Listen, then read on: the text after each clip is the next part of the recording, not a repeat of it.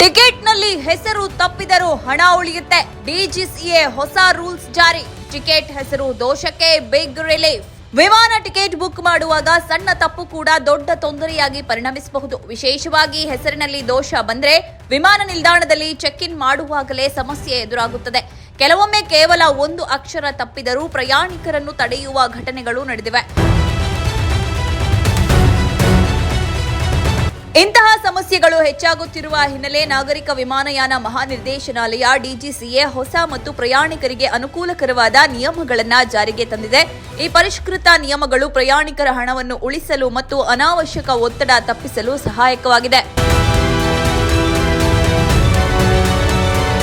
ಮೊದಲಿಗೆ ಹೆಸರಿನಲ್ಲಿ ದೋಷ ಯಾಕೆ ದೊಡ್ಡ ಸಮಸ್ಯೆ ಗೊತ್ತಾ? ವಿಮಾನ ಟಿಕೆಟ್ನಲ್ಲಿ ಇರುವ ಹೆಸರು ನಿಮ್ಮ ಗುರುತಿನ ಚೀಟಿ ಅಥವಾ ಪಾಸ್ಪೋರ್ಟ್ನಲ್ಲಿರುವ ಹೆಸರಿನಂತೆಯೇ ಇರಬೇಕು.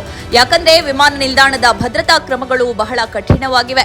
ಗುರುತಿನ ದಾಖಲೆ ಮತ್ತು ಟಿಕೆಟ್ ನಡುವಿನ ಅಕ್ಷರ ವ್ಯತ್ಯಾಸವು ಕೆಲವೊಮ್ಮೆ ಅನುಮಾನದ ಕಾರಣವಾಗಬಹುದು. ಈ ಕಾರಣದಿಂದ ಪ್ರಯಾಣಿಕರು ಹೆಚ್ಚುವರಿ ಶುಲ್ಕ ಪಾವತಿಸಿ ಹೆಸರು ತಿದ್ದುಪಡಿ ಮಾಡಬೇಕಾಗುತ್ತಿತ್ತು. ಕೆಲ ಸಂದರ್ಭಗಳಲ್ಲಿ ಹೊಸ ಟಿಕೆಟ್ ಕೂಡ ಬುಕ್ ಮಾಡಬೇಕಾಗ್ತಾ ಇತ್ತು. ಇದರಿಂದ ಸಾವಿರಾರು ರೂಪಾಯಿ ನಷ್ಟವಾಗುತ್ತಿತ್ತು.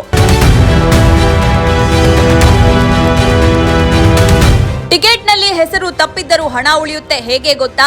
ಟಿಕೆಟ್ ಬುಕ್ ಮಾಡುವಾಗ ದೋಷಗಳು ಉಂಟಾಗುತ್ತಿದ್ದ ಸಮಸ್ಯೆಯನ್ನು ಗಮನದಲ್ಲಿಟ್ಟುಕೊಂಡು ಡಿಜಿಸಿಎ ಹೊಸ ನಿಯಮಗಳನ್ನು ಪ್ರಕಟಿಸಿದೆ. ಪ್ರಮುಖವಾಗಿ ಟಿಕೆಟ್ ಬುಕ್ ಮಾಡಿದ 24 ಗಂಟೆಗಳ ಒಳಗೆ ಪ್ರಯಾಣಿಕರು ಹೆಸರಿನ ದೋಷವನ್ನು ಸೂಚಿಸಿದ್ರೆ ಅದೇ ವ್ಯಕ್ತಿಯ ಹೆಸರಿನಲ್ಲಿ ತಿದ್ದುಪಡಿ ಮಾಡಲು ವಿಮಾನಯಾನ ಸಂಸ್ಥೆಗಳು ಯಾವುದೇ ಹೆಚ್ಚುವರಿ ಶುಲ್ಕ ವಿಧಿಸಬಾರದು ಎಂದು ಸ್ಪಷ್ಟಪಡಿಸಿದೆ. ಇದು ದೊಡ್ಡ ನಿರಾಳತೆಯ ಸುದ್ದಿ. ಉದಾಹರಣೆಗೆ, ನೀವು ರಮೇಶ್ ಕುಮಾರ್ ಬದಲು ರಮೇಶ್ KMAR ಎಂದು ಟೈಪ್ ಮಾಡಿದ್ರೆ 24 ಗಂಟೆಗಳೊಳಗೆ ತಿಳಿಸಿದ್ರೆ ಉಚಿತವಾಗಿ ಸರಿಪಡಿಸಬಹುದು. ಹಾಗೆಯೇ ಈ ಸೌಲಭ್ಯವು ವಿಮಾನಯಾನ ಸಂಸ್ಥೆಯ ವೆಬ್ಸೈಟ್ ಮೂಲಕ ನೇರವಾಗಿ ಟಿಕೆಟ್ ಬುಕ್ ಮಾಡಿದವರಿಗೆ ಅನ್ವಯಿಸುತ್ತೆ. ಟ್ರಾವೆಲ್ ಏಜೆಂಟ್ ಅಥವಾ ಆನ್ಲೈನ್ ಪೋರ್ಟಲ್ ಮೂಲಕ ಟಿಕೆಟ್ ಖರೀದಿಸಿದರೂ ಅಂತಿಮ ಜವಾಬ್ದಾರಿ ವಿಮಾನಯಾನ ಸಂಸ್ಥೆಯದ್ದೇ ಆಗಿರುತ್ತದೆ ಎಂದು ಡಿಜಿಸಿಎ ಹೇಳಿದೆ. ಮರುಪಾವತಿ ಅಥವಾ ತಿದ್ದುಪಡಿ ಪ್ರಕ್ರಿಯೆಯನ್ನು 14 ಕೆಲಸದ ದಿನದೊಳಗೆ ಪೂರ್ಣಗೊಳಿಸಬೇಕು ಎಂದು ಸೂಚಿಸಲಾಗಿದೆ. ಇದರಿಂದ ಪ್ರಯಾಣಿಕರು ತಿಂಗಳುಗಳ ಕಾಲ ಹಣಕ್ಕಾಗಿ ಕಾಯಬೇಕಾದ ಅವಶ್ಯಕತೆ ಕಡಿಮೆಯಾಗುತ್ತೆ. ಇದಕ್ಕೂ ಮಿಕ್ಕಂತೆ ಡಿಜಿಸಿಎ ಲುಕ್ ಇನ್ ಆಯ್ಕೆ ಎಂಬ ಹೊಸ ವ್ಯವಸ್ಥೆಯನ್ನು ಪರಿಚಯಿಸಿದೆ. ಟಿಕೆಟ್ ಬುಕ್ ಮಾಡಿದ ನಂತರ 48 ಗಂಟೆಗಳ ಕಾಲ ಪ್ರಯಾಣಿಕರಿಗೆ ಯೋಚಿಸಲು ಸಮಯ ನೀಡಲಾಗುತ್ತೆ. ಈ ಅವಧಿಯಲ್ಲಿ ಅವರು ಟಿಕೆಟ್ ಅನ್ನು ಯಾವುದೇ ಹೆಚ್ಚುವರಿ ಶುಲ್ಕವಿಲ್ಲದೆ ರದ್ದುಪಡಿಸಬಹುದು ಅಥವಾ ತಿದ್ದುಪಡಿ ಮಾಡಬಹುದು. ಆದರೆ ಒಂದು ವಿಷಯ ಗಮನಿಸಬೇಕು, ನೀವು ಹೊಸ ದಿನಾಂಕ ಅಥವಾ ಹೊಸ ವಿಮಾನ ಆಯ್ಕೆ ಮಾಡಿದರೆ ಆ ಸಮಯದ ಪ್ರಚಲಿತ ದರದ ವ್ಯತ್ಯಾಸವನ್ನ ಪಾವತಿಸಬೇಕಾಗತ್ತೆ. ಅಂದರೆ ತಿದ್ದುಪಡಿ ಶುಲ್ಕ ಇಲ್ಲ, ಆದರೆ ದರ ವ್ಯತ್ಯಾಸ ಇದ್ದರೆ ಅದು ಅನ್ವಯಿಸುತ್ತೆ. ಆದರೆ ಈ ಸೌಲಭ್ಯ ಎಲ್ಲಾ ವಿಮಾನಗಳಿಗೆ ಲಭ್ಯವಿರುವುದಿಲ್ಲ. ದೇಶೀಯ ವಿಮಾನಕ್ಕೆ ಪ್ರಯಾಣದ ದಿನಾಂಕಕ್ಕೆ 7 ದಿನಗಳಿಗಿಂತ ಕಡಿಮೆ ಅವಧಿ ಉಳಿದಿದ್ದರೆ ಅಥವಾ ಅಂತಾರಾಷ್ಟ್ರೀಯ ವಿಮಾನಕ್ಕೆ 15 ದಿನಗಳಿಗಿಂತ ಕಡಿಮೆ ಅವಧಿ ಇದ್ದರೆ ಈ ಲುಕ್ ಇನ್ ಆಯ್ಕೆ ಅನ್ವಯಿಸುವುದಿಲ್ಲ. ಅದೇ ರೀತಿ 48 ಗಂಟೆಗಳ ಅವಧಿ ಕಳೆದ ನಂತರ ಸಾಮಾನ್ಯ ಕ್ಯಾನ್ಸಲೇಷನ್ ಮತ್ತು ತಿದ್ದುಪಡಿ ನಿಯಮಗಳು ಜಾರಿಯಾಗುತ್ತವೆ. ಆಗ ಪ್ರಯಾಣಿಕರು ಸಂಬಂಧಿತ ಕ್ಯಾನ್ಸಲೇಷನ್ ಶುಲ್ಕವನ್ನ ಪಾವತಿಸಬೇಕಾಗತ್ತೆ.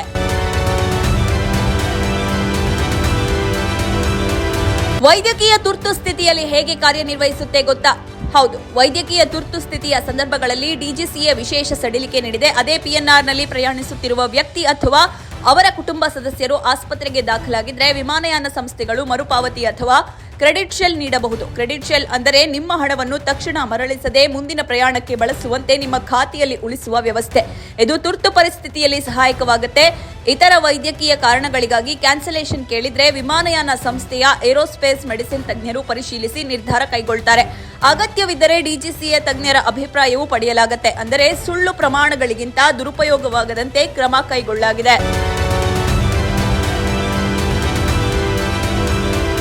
ಈ ನಿಯಮ ಪರಿಷ್ಕರಣೆ ಏಕೆ ಅಗತ್ಯವಾಯಿತು ಗೊತ್ತಾ? 2025ರ ಡಿಸೆಂಬರ್ ತಿಂಗಳಲ್ಲಿ ಇಂಡಿಗೋ ಸೇರಿದಂತೆ ಕೆಲವು ವಿಮಾನಯಾನ ಸಂಸ್ಥೆಗಳ ಸೇವೆಗಳಲ್ಲಿ ಅಡಚಣೆ ಉಂಟಾಯಿತು. ಅನೇಕ ವಿಮಾನಗಳು ರದ್ದಾದವು, ಹಾಗೆಯೇ ವಿಳಂಬವಾದವು. ಸಾವಿರಾರು ಪ್ರಯಾಣಿಕರು ಮರುಪಾವತಿಗಾಗಿ ಕಾಯಬೇಕಾಯಿತು.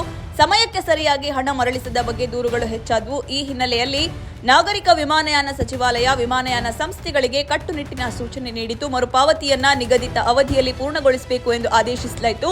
ಡಿಜಿಸಿಎ ಅಂಕಿಅಂಶಗಳ ಪ್ರಕಾರ 2025ರ ಡಿಸೆಂಬರ್ ತಿಂಗಳಲ್ಲಿ ಮಾತ್ರ 29,212 ದೂರುಗಳು ದಾಖಲಾಗಿದ್ದು, ಅವುಗಳಲ್ಲಿ ಸುಮಾರು 7.5% ಮರುಪಾವತಿಗೆ ಸಂಬಂಧಿಸಿದ್ದವು. ಅದೇ ತಿಂಗಳಲ್ಲಿ ದೇಶೀಯ ವಿಮಾನಯಾನ ಸಂಸ್ಥೆಗಳು 1.43 ಕೋಟಿಗೂ ಹೆಚ್ಚು ಪ್ರಯಾಣಿಕರನ್ನ ಸಾಗಿಸಿವೆ. ಅಂದ್ರೆ ಪ್ರಯಾಣಿಕರ ಸಂಖ್ಯೆ ದೊಡ್ಡದು, ಸಮಸ್ಯೆಗಳ ಸಂಖ್ಯೆಯೂ ಸಹ ದೊಡ್ಡದು. ಈ ಹಿನ್ನೆಲೆಯಲ್ಲಿ ನಿಯಮ ಬದಲಾವಣೆ ಅಗತ್ಯವಾಯಿತು.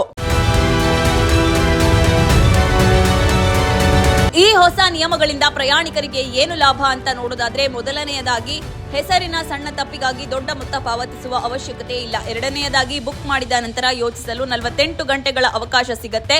ಮೂರನೆಯದಾಗಿ ವೈದ್ಯಕೀಯ ತುರ್ತು ಪರಿಸ್ಥಿತಿಯಲ್ಲಿ ಮಾನವೀಯತೆ ತೋರಿಸಲಾಗಿದೆ. ನಾಲ್ಕನೆಯದಾಗಿ ಮರುಪಾವತಿ ಪ್ರಕ್ರಿಯೆಗೆ ಗಡುವು ನಿಗದಿಪಡಿಸಲಾಗಿದೆ.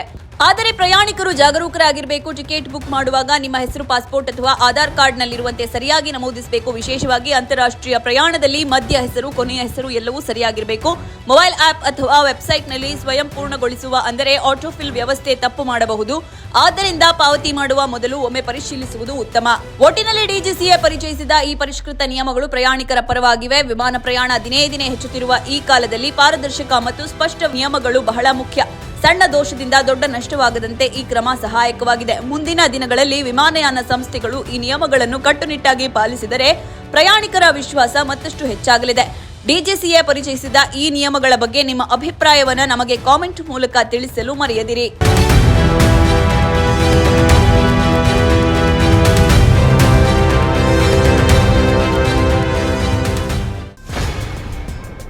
ನೋ ಉತ್ಪ್ರೇಕ್ಷೆ, ನೋ ಊಹಾಪೋಹ. ತಾಜಾ ಸುದ್ದಿ, ನಿಖರ ಮಾಹಿತಿಗೆ ಬ್ರೌಸ್ ಮಾಡಿ ವಿಜಯವಾಣಿ.net. QR ಕೋಡ್ ಸ್ಕ್ಯಾನ್ ಮಾಡಿ ಆಪ್ ಡೌನ್ಲೋಡ್ ಮಾಡಿಕೊಳ್ಳಿ.